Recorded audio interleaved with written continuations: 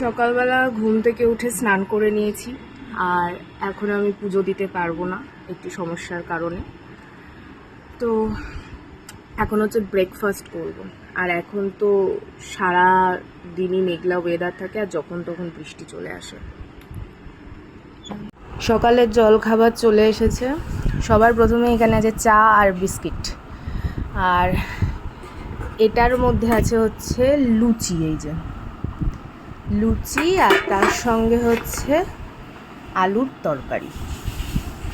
আজ সকালের ব্রেকফাস্ট। আমাদের বাড়িতে লুচি কিন্তু খুব কম হয় বলতে কোনো মানুষজন আসলেই লুচি করা হয়। আর আমাদের যদি প্রচণ্ড খেতে ইচ্ছা করে তাহলেই হয়।